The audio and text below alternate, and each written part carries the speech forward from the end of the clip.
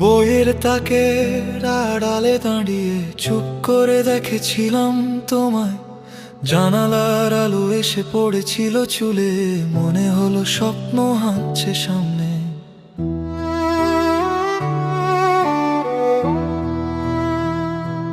সাহস ছিল না, কথা ছিল না, শুধু দূর থেকে চেয়ে থাকা।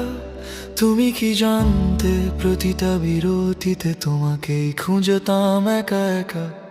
তুমি কি সব সময় এত চুপচাপ? তুমি জিজ্ঞেস করেছিলে হেসে, আমি বলেছিলাম কেউ না কেউ তো চুপ থেকেও শোনে ভালোবেসে।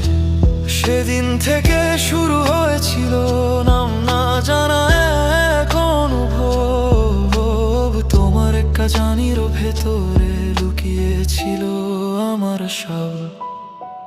বৃষ্টির দিনে জানালার পাশে টিফিন ভাগ করে খাওয়া, লাইব্রেরির সেই নিস্তব্ধ দুপুরে পাশাপাশি বসে থাকা। মঞ্চে উঠে গান ধরেছিলাম, পুরো হলো রুম ছিল সেদিন, কিন্তু একটাই মুখ খুঁজছিলাম, শেষ সারিতে তুমি চোখে জল নিয়ে। তুমি কি সব সময় এত চুপচাপ? তুমি জিজ্ঞেস করেছিলে হেসে, আমি বলেছিলাম কেউ না কেউ তো চুপ থেকেও শোনে ভালোবেসে। সেদিন থেকে শুরু হয়েছিল নাম না জানা এক অনুভব। তোমার একটা জানিরও ভেতরে লুকিয়েছিল আমার সব।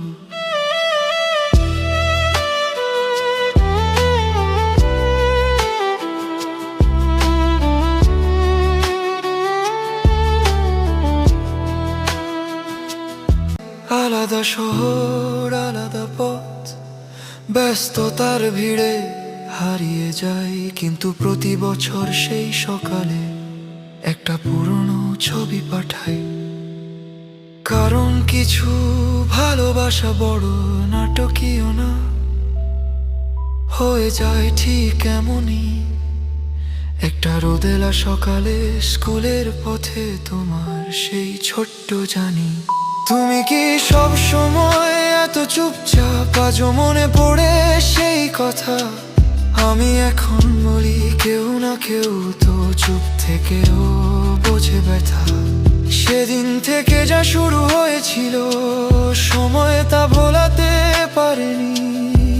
তোমার সেই একটা জানিরও মানে জীবন আমার বদলে দিয়েছিল।